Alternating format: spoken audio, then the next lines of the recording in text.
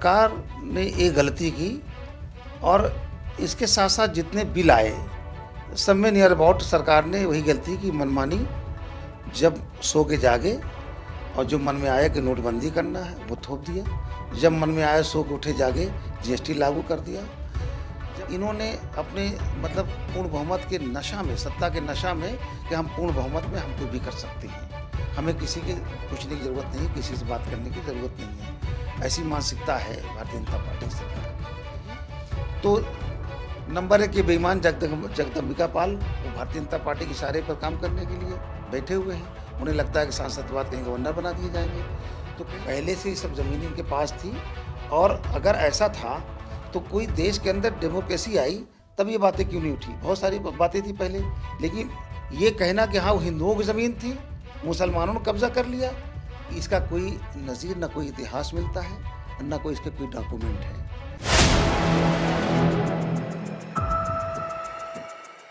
4 PM news network में आप सभी का स्वागत है। मैं हूं क्षितिज कांत।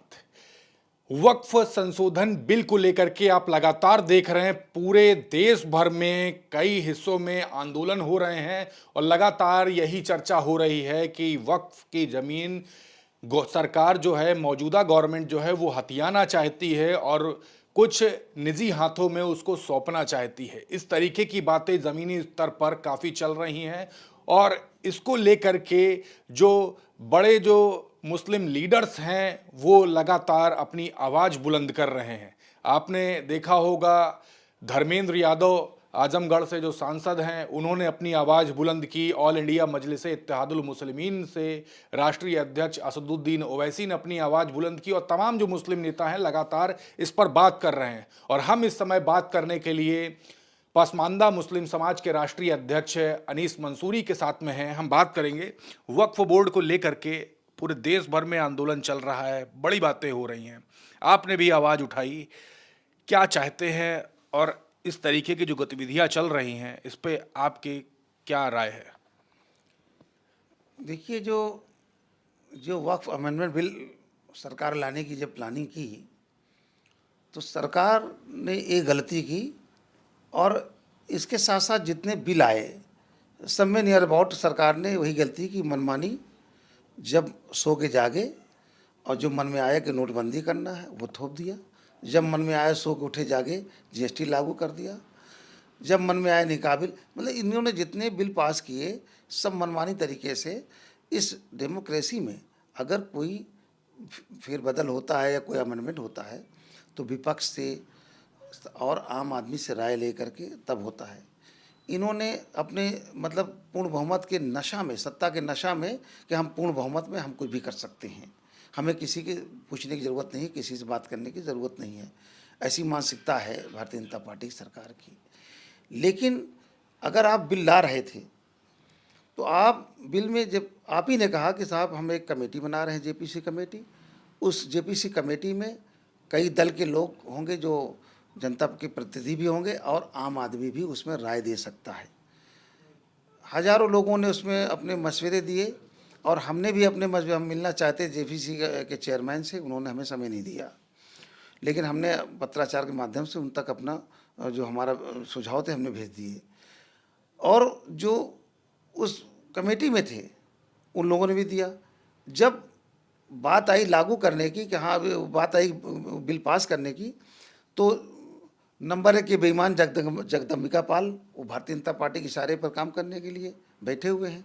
उन्हें लगता है कि सांसद के बाद कहीं गवर्नर बना दिए जाएंगे। तो कहीं ना कहीं पैकेज के लालच में ये भारतीय जनता पार्टी जब किसी जुडिशली में हो या अपनी पार्टी में कोई कुछ गलत काम कराना होता है नेताओं से, तो पहले उनको पैकेज तय कर लेती है कि आपको ये पैकेज मिलेगा। तो उसी पैकेज के तहत इन्होंने जो एक तरफा फैसला कर दिया कि साहब वो ये 14 सांसद थे भारतीय जनता पार्टी के, उन्होंने जो कहा वो सही है। और जो कमेटी में थे जेपीसी कमेटी ने उनकी एक बात नहीं मानी।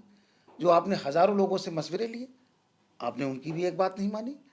अच्छा, एक आरोप इसी बीच में और भी लगा कि मुसलमानों ने जो अपने हिंदुस्तान में रहते हैं और हिंदुस्तान में रह करके हिंदुओं की ज़मीन कब्जा की वक्फ के बहाने से। ये सरासर गलत है और कोई हिंदुओं की ज़मीन नहीं कब्जा की, पहले से ही सब ज़मीन इनके पास थी और अगर ऐसा था तो कोई देश के अंदर डेमोक्रेसी आई तब ये बातें क्यों नहीं उठी? बहुत सारी बातें थी पहले, लेकिन ये कहना कि हाँ वो हिंदुओं की ज़मीन थी, मुसलमानों ने कब्जा कर लिया, इसका कोई नज़ीर न कोई इतिहास मिलता है और न कोई इसके कोई डॉक्यूमेंट है। आप और डॉक्यूमेंट की अब बात अभी कर रहे हैं, सोशल मीडिया आप भी देख रहे होंगे, पंडित जवाहरलाल नेहरू पर आरोप लगे हैं कि सिर्फ मुसलमानों का फेवर किया उन्होंने। देखिए, ये हमारा विपक्ष जो रहता है, हमारे विरोधी लोग हैं, वो हम पे आरोप ही लगाएंगे, वो हमें दुआ तो देंगे नहीं। इसलिए उनके आरोप को हम मानते नहीं। वो जो आरोप भारतीय जनता पार्टी जो आरोप लगाती है वो निराधार, सब गलत और बेबुनियाद होती है। केवल वो अपनी टीआरपी के लिए एक वर्ग को खुश करने के लिए नफरती बातें करके और बहुत गर्म बातें करके लोगों के मन को इधर उधर विचलित करने के लिए मजबूर करती है, ताकि लोग 80% लोग सेंट्रलाइज हो जाए। तो इनका जो जितना भी कथन है वो चुनाव पे ही डिपेंड होता है। अच्छा, एक सवाल और है, क्या वक्फ के मामले पे देश के पहले प्रधानमंत्री पंडित जवाहरलाल नेहरू को घेरना क्या सही है? बिल्कुल गलत है। देखिए, ये हमारे जो मुस्लिम समाज के पुरखे थे, ठीक है ना, उनकी ज़मीनें थीं। हिंदू राजा भी थे। हाँ, अगर कहें कि हिंदू राजा के पास ज़मीनें कहाँ से आई, अब उनको क्यों नहीं कहते कि हिंदू राजा जो थे, जो कमज़ोर हिंदू थे, उनकी ज़मीनें कब्जा किया? वो तो उनको भी कह सकते हो। लेकिन आपको तुष्टीकरण की बात करनी है, आप उनको नहीं कहोगे। मुस्लिम नवाबों के, राजाओं की बात करोगे तो वो उनके पास जो भी ज़मीनें थी, जो ज़मींदार तबका था, आज भी जिसके पास पैसा है, आज अडानी अंबानी क्या है? अब ये कुछ दिन बाद ये कहेंगे साहब ये तो हिंदुओं का छीन के सब बनाया पूरा एम्पायर। ये कहना गलत होगा। जिसके पास जो था, जिस से अपना बनाया, उसके नाम था, उसके डॉक्यूमेंट, उसके कागज़ थे। उन्होंने जो देश के अंदर देखा, जो गरीब और वंचित समाज, पिछड़े थे, पसमानदा तबके के लोग थे, उनके हालात को देख कर के उन्होंने अपनी ज़मीनें वक्फ कर दिया कि ये ताउम्र इस वक्फ से इनको लाभ हो और ये लोग नीचे से ऊपर आ सके और देश की मुख्यधारा से जुड़ सकें। उन्होंने वक्फ किया कि इसका लाभ इनको मिले। लेकिन अफसोस की बात ये है कि जब वक्फ बोर्ड बना, वक्फ बोर्ड में सरकारों ने एक भेदभाव किया कि जब ये वक्फ बोर्ड बना और इसमें पिछड़े और पसमानदा मुसलमानों की फलाह बहबूदी के लिए बना, तो इनको चाहिए था उसके चेयरमैन और उसके जितने कार्यकारिणी सदस्य सब पिछड़ी जात से होना चाहिए था। लेकिन सेंटर से लेकर के स्टेट गवर्नमेंट तक किसी ने बैकवर्ड मुसलमान को चेयरमैन नहीं बनाया, सब अपर कास्ट के मुसलमानों को बनाया। और उन लोगों ने क्या किया कि हमारा शोषण वो पहले भी करते रहे हैं और आज भी करते हैं। तो उन लोगों ने क्या किया कि उस ज़मीन को लगभग 30 से 35% ज़मीनें लीज पे दे करके और मोटा माल लेकर के खुर्द बुर्द करने का काम किया। तो सरकार को जब लगा कि ये ज़मीनें, ये जो मुसलमानों में चेयरमैन है और जो तमाम जो राजनीतिक मौलाना है, वो तमाम अदारे खोल करके, बड़े बड़े मदरसे खोल करके वक्फ ज़मीनों को कौड़ियों में लीज करा करके इसका फ़ायदा उठा रहे हैं, उन लोगों ने वक्फ की संपत्ति पे एक अंपायर खड़ा कर लिया। और जब सरकार ने देखा कि जब इतनी बड़ी संपत्ति है, जब वो लूट रहे हैं तो हम क्यों ना लूटें, तो सरकार का भी मन हुआ कि हम भी लूटें। तो सरकार ने इस पे उनकी बदनज़र पड़ी और हमारे पुरखों की ज़मीन जो हमारे फलाह बहबूदी के लिए दिया, उस पे ये वक्फ अमेंडमेंट बिल ला करके उस ज़मीन को हथियाना चाहते हैं। और जो उसमें हिंदू महिला को भी रखना चाहते हैं और डीएम को भी तमाम पावर दे रहे हैं। ये सब चीज़ें कहीं ना कहीं हमारे वक्फ ज़मीन को, संपत्ति को ये छीनना चाहते हैं। इसीलिए ये कानून काला लेकर के आए हैं। हम इसका पुरजोर विरोध करते हैं। अच्छा, एक बात और, मुस्लिमों की वक्फ की ज़मीन से जुड़े हुए आपने तमाम मुद्दों पर बात कर ली। होली के दिन शरीफ नाम के व्यक्ति की हत्या हो जाती है या फिर उसकी हृदय गति रुक जाने से, हार्ट अटैक से मृत्यु हो जाती है, इस पर संशय है। परिवारीजनों का कहना है कि जिस समय वो घर से निकले थे, उनको एक तबका था वो मार रहा था और उसी दौरान बच्चे उन पर रंग डाल रहे थे, तो पीट पीट कर मार डाला। और पोस्टमार्टम रिपोर्ट आती है, उसमें आता है कि हार्ट अटैक से मृत्यु हो जाती है। समाजवादी पार्टी के तमाम नेता इस पे लगातार आवाज़ बुलंद कर रहे हैं, मांग कर रहे हैं सरकार से कि 1 करोड़ रुपए का मुआवजा देना चाहिए। लेकिन ये जो गतिविधियां जो हो रही हैं मुस्लिम को लेकर के, या उन्नाव के मुसलमान के साथ में इस तरीके की जो घटना हुई है, उस पर आप क्या सोचते हैं? नहीं, अगर वो रंग का समय निकल गया, जब रंग का समय निर्धारित किया गया था, अगर उसके बाद वो अपने किसी भी सफ़र पे जा रहा, कहीं जा रहा है, ऐसे में उन पे रंग उन बच्चों को नहीं डालना चाहिए था। और रंग डाल करके डालना और फिर मारपीट करना और ये सब चीज़ें अब ये तो मैं नहीं कह सकता हूँ, चूँकि ये जांच का विषय है कि उनको हार्ट अटैक हुआ है, उनके मारने से मरे। लेकिन परिवार के लोग आरोप नहीं लगा नहीं रहे हैं। नहीं, जो प्रथम दृष्टया जो दिखाई पड़ रहा है, तो उस समय हार्ट अटैक होने का कोई मतलब ही नहीं था। और जो उनकी बॉडी लैंग्वेज थी, जो उनका था स्ट्रक्चर था, उसमें हार्ट जैसी कोई बात नहीं थी, ना उन्हें कोई बीमारी थी कभी। ये तो पुलिस उसको छुपाने के लिए उसको दूसरा रंग दे दिया, बीमारी का रंग दे दिया। ये सच है कि उन लोगों ने उनके साथ ज़बरदस्ती की और गलत काम किया, और ऐसा नहीं करना चाहिए था। ये जांच का विषय है, लेकिन उस गरीब परिवार के लिए सरकार को उनके परिवार के भरण पोषण के लिए उनकी आर्थिक मदद करनी चाहिए। कम से कम 1 करोड़ रुपए देंगे, ताकि उनके छोटे छोटे बच्चे और भी उनका परिवार पल सके। अच्छा, एक सवाल और है। आप ही के साथ गठबंधन में राहुल गांधी रहे हैं, समाजवादी पार्टी और कांग्रेस ने एक साथ गठबंधन में चुनाव लड़ा है, और भारत जोड़ो यात्रा के दौरान मोहब्बत की दुकान की उन्होंने बात की, नफ़रत के बाज़ार में मोहब्बत की दुकान लेकर आया हूँ। और इसी के बाद अभी हाल ही में एक भाषण होता है महाराष्ट्र में, नितिन गडकरी अपना भाषण देते हैं और उसमें कहते हैं, जो करेगा जात की बात उसको मारूंगा लात। मंत्री पद की उनको कोई भी लालसा नहीं है, और इसको तमाम लोग राहुल गांधी के इस वाक्य से जोड़कर देख रहे हैं कि मोहब्बत की दुकान पहले बात कर दी गई थी, तो अब नितिन गडकरी भी कहीं ना कहीं उसी ट्रैक पे चल रहे हैं। और नितिन गडकरी को चाहे इंडिया गठबंधन के लोग काफ़ी मानते हैं और भारतीय जनता पार्टी में भी काफ़ी मानते हैं। आप इस भाषण को किस तरीके से देख रहे हैं, और ये मैसेज किसको दिया गया है, किसको लात मारने की बात कर रहे हैं, आप लोग क्या सोचते हैं? देखिए, नितिन गडकरी जी बहुत सीनियर लीडर हैं, लेकिन जो उनका ये कहने का लहजा था, एक पढ़े लिखे, एक सभ्य व्यक्ति का नहीं था। वो एक जाहिल आदमी जैसे बोलता है, ये इस तरह जाहिलाना अंदाज में उन्होंने ये बात कही है। मैं इसकी घोर निंदा करता हूँ। और तीसरी बात ये है, जात की बात करना क्या, जो 85% अगड़ी जात का है, वो जाति जनगणना के विरोध में है। और जो 85% बैकवर्ड दलित और आदिवासी सारे लोग हैं, ये जनगणना के पक्ष में हैं। ये चाहते हैं कि हमारी आबादी का पता चल जाए कि हमारी कितना, तो जिसकी जिसकी संख्या भारी उतनी उसकी हिस्सेदारी। लेकिन ये 85% लोग ऐसे बेचारे बेरोजगार हैं और गरीबी में मुफलिसी में जी रहे हैं। और ये 15% लोग सारा मलाई खा रहे हैं, उसमें गरीबी उसी 15% में आते हैं। तो ये कुल जाति जनगणना से भागने के लिए ये तरह तरह बात कर रहे हैं। और तीसरी बात कि मुसलमानों का विकास क्या कर रहे हैं। अबुल कलाम आज़ाद फेलोशिप के तहत आईएएस पीसीएस बनाने के लिए, उसमें लड़के वैज्ञानिक होते थे पढ़ने के लिए, जो पिछली सरकारों ने योजना बनाई थी, आपने आते ही उस ख़त्म कर दिया। एक तरफ मोदी जी पसमानदा की बात करते हैं, दूसरी ये थी कि अबुल कलाम आज़ाद फेलोशिप में तो सिर्फ पसमानदा मुसलमानों को लाभ मिलता था, आपने उसको ख़त्म कर दिया। तो आप कहाँ हैं, आप कैसी, आपकी बात में कुछ दम है।